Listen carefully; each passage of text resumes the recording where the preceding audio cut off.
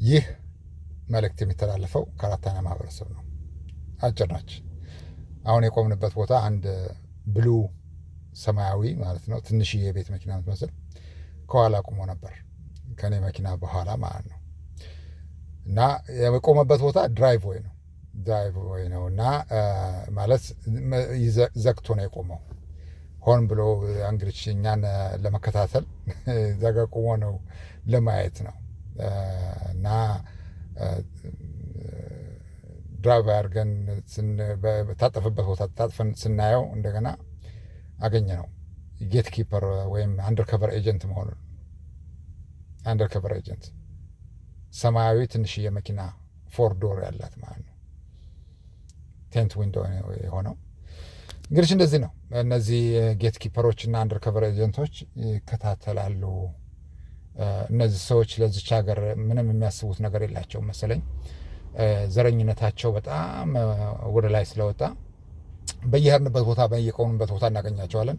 አንዱ ደግሞ አሁን አንድ ሼቪ ነው መሰለን፣ ሼቪ ታሆ ነገር ነው ይመስለናል። ጥቁር ትልቅ መኪና ነው። ከኋላ ነበረ እንዲህ እየተከተለ ነበር። ተጠመዘዘ። ቁመን አሳለፍ ነው። እንግዲህ እችነች አሜሪካን ዲሞክራሲና ፍሪደም አለባት የምትባለው አሜሪካ እችነች። ይከታተላሉ። እኛ ወንጀለኛ ሆነን አይደለም፣ ልማድ ሆኖባቸው ነው ሙስሊምንና ጥቁርን የሚከታተሉት። ሙስሊምና ጥቁር ስለሆን ብቻ ሳይሆን አይዶን ነው። ምናልባት ይሄ ፍሪደም ኦፍ ስፒች የምትባለዋ ነገር የውሸት ሳትሆን አትቀርም መሰለኝ። በተናገርን ቁጥር ይከታተሉናል። በየሄድንበት ቦታ እናገኛቸዋለን። ይህ መልእክት የሚተላለፈው ከአራተኛ ማህበረሰብ ነው። እነዚህ ጌት ኪፐሮች እና አንደርከቨር ኤጀንቶች በየሄድንበት ቦታ መከታተል እስካላቆሙ ድረስ እኛ መልእክታችንን መናገር አናቆምም። በፈጣሪ ኃይል እንግዲህ እስካሁን ድረስ አለን። አምላክን እንለምናለን። የምንለምነው ከአሁን በፊት የተቀጡት አልበቃቸውም። ለዚች ሀገር እዝነት የላቸውም፣ አያዝኑም። ያንን ያየ ነው።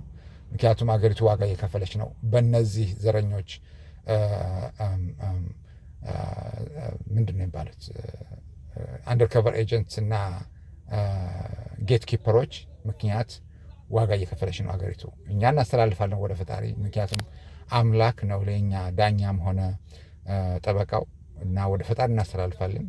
ግን አገሪቱ ዋጋ ትከፍላለች። አገሪቱ ዋጋ እየከፈለች ነው። አሁንም ባለፈው የከፈለችውም አልበቃትም ማለት ነው። እነዚህ ሰዎች በየሄድንበት ቦታ ይከታተላሉ። በነገራችን ላይ ሰማያዊ መኪና የነበረው ነጭ ነው። መስተዋቱን ዝቅ አድርጎ ስናየው ነጭ ነው እና በትክክል ይመስላል አንደርከቨር ኤጀንት መሆኑን። ታጥፎ ሲመለስ አገኘ ነው። እና ይህን የምናስተላልፈው ያው እንግዲህ ያገባናል የምትሉ ሰዎች በይበልጥ ይሄ ፍሪደም እና ዲሞክራሲ አለ ብላችሁ ያገባናል የምትሉ ሰዎች እንድታቁት ነው። በየሄድንበት ቦታ የሚከታተሉን ሰዎች አንደርከቨር ኤጀንት እና ምንድነው ጌት ኪፐሮች መሆናቸውን እኛም እያሳወቅናችሁ ነው። እናመሰግናለን። ቻው።